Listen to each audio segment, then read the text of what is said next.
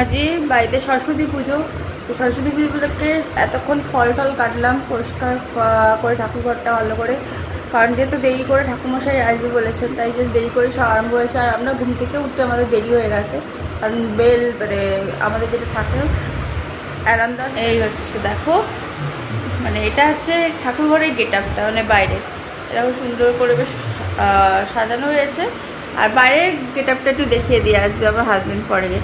এখন বাজে একটা বেজে গেছে না, 1:30 বাজে। ক্যান্ডেলা বাটি তো এখানেই ছিল, দাঁড়া। আর নিচে দেখো এখন কালার দিয়ে আলপনা করা হয়েছে, এটা করেছে দিয়া করেছে, আর আমি ভেতরে করেছি সব আলপনাগুলো কালার দিয়ে। তো এবং ঠাকুরঘর সব সাজানো হয়ে গেছে, শুধুমাত্র ঠাকুরমাসের অপেক্ষায় রয়েছি। আর ওই মিষ্টিটা তো লাস্টে ধরানো হবে, তার আগে পুজো তো স্টার্ট হোক। তো যাই হোক, সমস্ত সাজানো রয়েছে। আর এই আগের ঠাকুরটাই কোনা দিয়ে রয়েছে, আর বাকি যে ঠাকুর সাজিয়েছি তাদের একেবারে পুরো সারপ্রাইজ, যখন পুজো হবে তখনই দেখানো হবে। আর হচ্ছে এখন আমাদের রান্না বসানো হচ্ছে, কারণ কিছু তো আবার লাগবে, আর পুজোটা হওয়ার অপেক্ষায় রয়েছে, শুধু বলেই তাড়াতাড়ি আবার রান্না চাপাবো।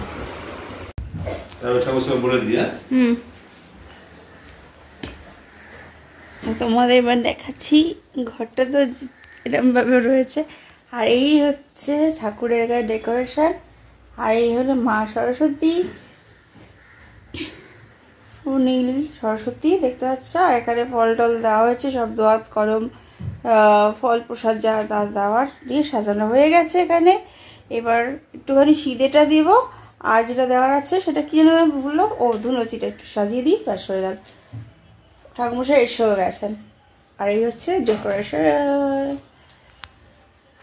যা অবস্থা। আর কালকে পিটিএম ছিল বলে, নাহলে কালকে সারাদিনে অনেক কাজ এগিয়ে থাকতো, এসে আর ভালো লাগছিল না। সিরিয়াস মোবাইল নেই। ও ঠিক আছে, এই হচ্ছে আমাদের বাইরে।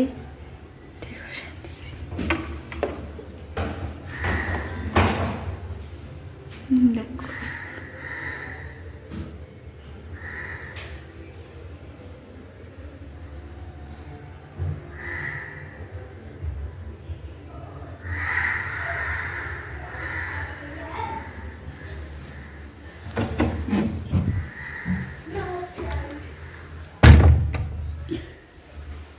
ঠাকুমশাই এসে গেছে, কথা তাই তো দিয়া চলা এইদিকে। এই হচ্ছে আমাদের বাড়ির অবস্থা, গোছাবো করে আমাদের গোছানো হয়নি। সেখানে অনেক জিনিসপত্র আছে, সেগুলো সরানো একা আমার নিজের দ্বারা সম্ভব নয় গো। তাই জন্য কোনো রকমে সরিয়ে এই জায়গাটা পরিষ্কার করে ঠাকুর পুজো হচ্ছে। তাও কতটা জায়গা জুড়ে ঠাকুরটা পুজো হচ্ছে আমি তোমাদের দেখিয়ে দিচ্ছি এখনই ব্যাক ক্যামেরা অন করে। আর আমার কেমন লাগছে তোরা নিশ্চয়ই জানিও আমার কেমন লাগছে, কারণ আমাকে আজকে দিয়াই সাজিয়ে দিয়েছে।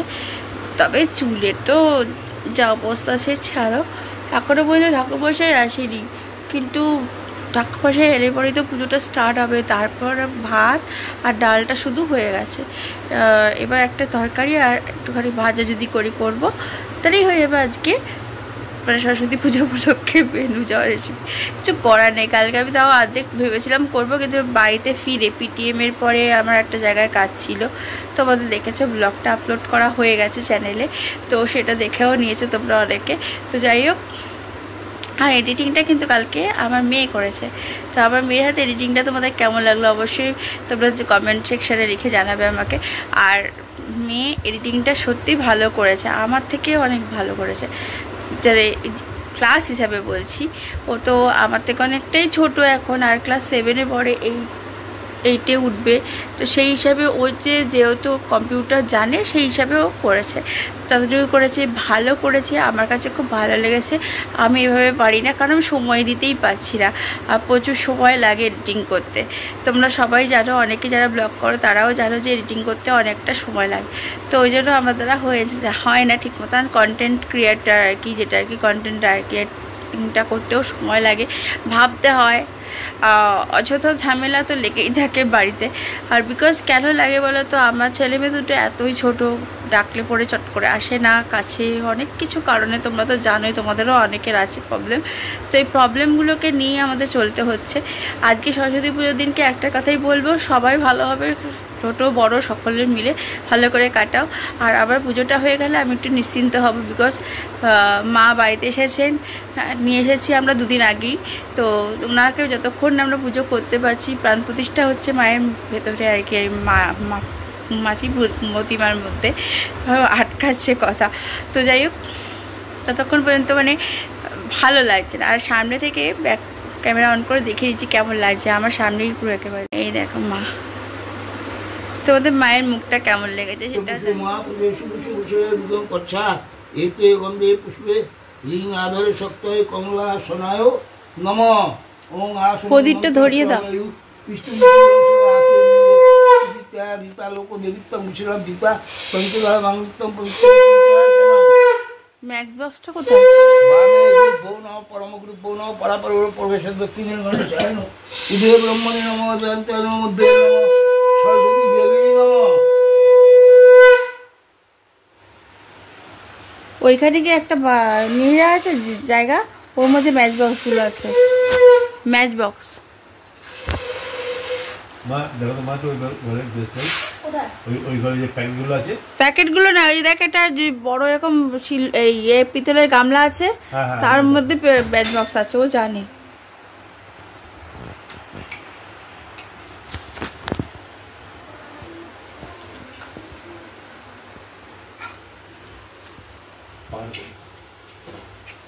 ওম বিষ্ণুরং তস্যাতৈদ্য বিষ্ণুরং তস্যাতৈদ্য মাঘে মাসি শুক্ল পক্ষে শ্রী পঞ্চমাং তিতৌ কি গোত্র যেন? আলিমান গোত্র। আলিমান গোত্র দেবু দে দাস সপরিবার।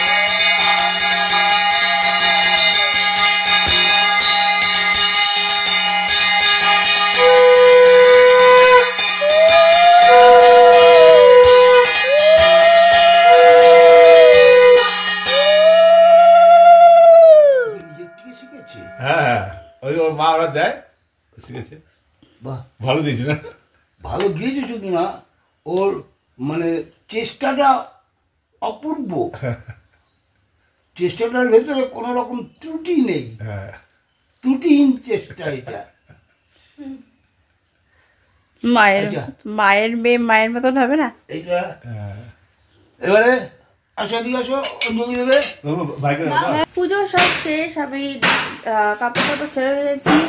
আর লাস্ট পর্যন্ত আর দেখাতে পারলাম না তোমাদেরকে, সরি, বিকজ এখন আওয়াজ সাউন্ড হয়েছে।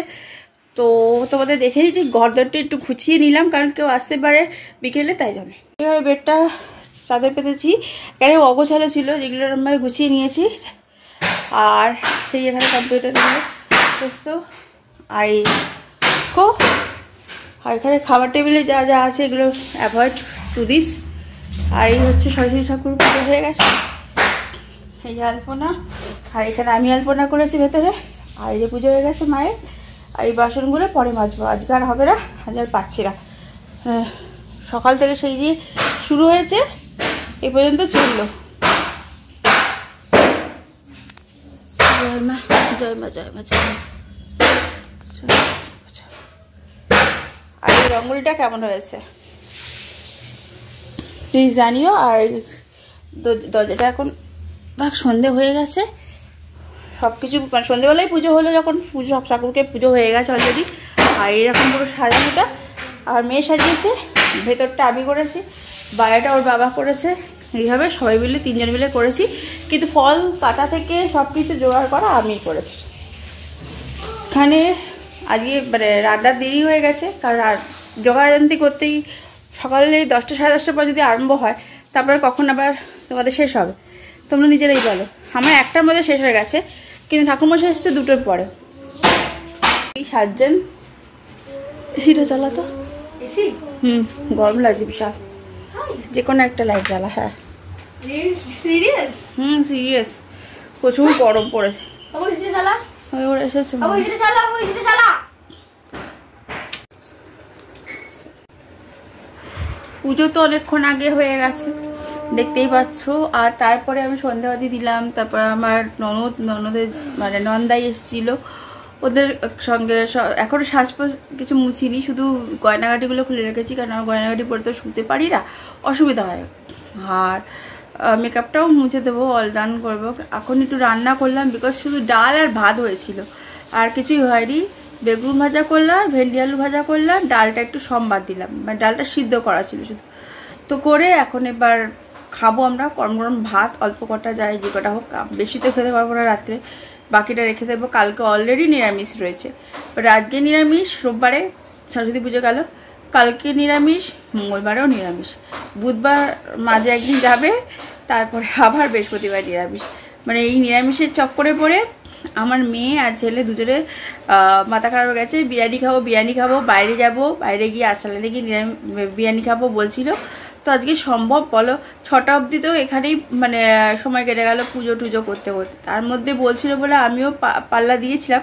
তারপরে ওর বাবা বললো না গো আজকে হবে না, তো এই জন্য আমিও বললাম ঠিক আছে ছেড়ে দে, একটা দিন তো, পরের রোববারে যাবে। ও কান্নাকাটি করছে, বাচ্চা মানুষ যা হয় আর কি। তারপরে ওদেরকে বোঝাবার জন্য তো ওর বাবা ওদেরকে নিয়ে বিরিয়ানি নিয়ে এসছে, ওরা বিরিয়ানি খেলো। আমরা তো আর বিরিয়ানি খাবো না, আমাদের ডাল ভাত এই আলু ভাজা এইসব দিয়ে আমাদের খেতে হবে আজকে ভাত। যদিও আমাদের বাঙালিদের মধ্যে নিয়ম আছে জোড়া ইলিশ খাওয়ার, কিন্তু এখন তো আমাদের বাড়িতে নিরামিষই হয়, জোড়া ইলিশ হয় না। আমি সরস্বতী পুজোতে দেখেছি বা যখন থেকে এসেছি এই বাড়িতে নিরামিষ খায় আর কি, এরা খিচুড়ি ফিচুড়ি খায়। বাট আমি আজকে করে খিচুড়ি ফিচুড়ি করিনি, বিকজ খিচুড়ি করবো যে মানে একটা টাইম পাইনি, জানো তো, মানে টাইম সবচেয়ে বড় কথা, একটা নার্ভাস ফিল করছিলাম, কি করব কিভাবে সব শেষ করব, কখন পুজো হবে, এই নিয়ে টেনশন ছিল। তার মধ্যে মাথা ব্যথা করছিল প্রচণ্ড পরিমাণে। তারপর ওষুধ খেলাম একটুখানি, জলটা খেতে হলো বাধ্য হয়ে, এত দেরি হয়ে গেছে। মানে 4:30 পর এসছে, 4:45 নাগাদ, পুজো হতে হতে 6টা বেজে গেছে। তারপরে যাই হোক কাপড় টাপড় ছেড়ে একটু বসেছি। তারপরে এরা বনুরা এলো, ওদের সাথে কথা বললাম, ফল প্রসাদ দিলাম, ওরা খেলো চা ফা করলাম। ওরা গেল পরে আবার প্রসাদ যারা যারা পেতো তাদের সবাইকে প্রসাদ দিয়ে দিলাম। তারপর আবার সন্ধেবাতি দিলাম। বই সকাল পড়া হয়নি, আবার এখন রাত্রে বই পড়লাম, ঘর ঝাড় দিলাম, ড্রেস আবার চেঞ্জ করলাম, মানে চুড়িদার পরেছিলাম একটা, চেঞ্জ করলাম, করে আবার এখন এইগুলো করলাম, পরপর কাজ। আবার কালকে আবার বাসন টাসন ধুতে হবে, জায়গা পরিষ্কার করতে হবে, অনেক কাজ রয়েছে। তো আজকেই মতন ব্লগটা যেটুকু শেয়ার করলাম তোমাদের দেখিয়ে দিই কি খাচ্ছি ডিনারে। একটু সরো। এই হচ্ছে আমাদের রান্নায়, যে দেখো বেগুন ভাজা তো দেখতেই পাচ্ছ, ডাল রয়েছে, মুগ ডাল, আর কি মুসুর ডাল মুগে আসছিল, মুগ ডাল করেছি, খেয়ে দিতাম। হ্যাঁ, এই যে দই, আমার হাজবেন্ড দই খায়নি তাই দই রেখেছে, আর এই যে ডাল, মুগ ডাল চাপ চাপ করে করেছি, আর এই হচ্ছে ভেন্ডি আলু ভাজা। এই হচ্ছে আমাদের খাবার। আর ওর আরেকজন ননদের বাড়িতে গেছিল প্রসাদ দিতে, তরকারি পাঠিয়ে দিয়েছে। কি তরকারি গো? পাস্তা ইয়ে করেছে। যাই হোক, তো এই হলো আমাদের আজকের ডিনার। লাঞ্চে তো সেভাবে কিছু খাইনি, প্রসাদ খেয়েছিলাম, তাই তো বলো? তো যদি সারাদিনই যেটুকু শেয়ার করলে ভালো লাগে অবশ্যই লাইক শেয়ার সাবস্ক্রাইব করে দিও। কালকে যে ব্লগটা অলসো করেছিলাম সেটাও আবার এর সঙ্গে জয়েন্ট করে দেবো, বিকজ কেন বলো তো ব্লগটা অনেক ছোটো হয়ে যাচ্ছে। তো যদি 10-15 মিনিটের ব্লগ হয়, আমি টাইম দেখে নেবো, তাহলে 15 মিনিটের মধ্যে এইটাই ছেড়ে দেবো, আর নাহলে কালকের ব্লগটা আলাদা যাবে, আজকের ব্লগটা কালকের বাদে পরশু দেখতে পারবে। আর কালকে তো সোমবার, কালকে ওদের ছুটি আছে, ওদের স্কুলে পুজোও রয়েছে অলসো, কিন্তু স্টুডেন্টের ইনভিটেশন করেনি, কারণ ইংলিশ মিডিয়াম স্কুল আগে তো হতোই না, এখন হচ্ছে নতুন করে, দেখলাম ভালো লাগে। হ্যাঁ, সব শুরু করলো, স্টার্টিং করলো এবছর থেকে। চলো তো টাটা বাই বাই, অনেক কথা হয়ে গেল। তোমরা কিন্তু অবশ্যই লাইক শেয়ার সাবস্ক্রাইবটা করো আবার চ্যানেলটাকে। ওকে, চলো tata bye bye and good night, see you again tomorrow.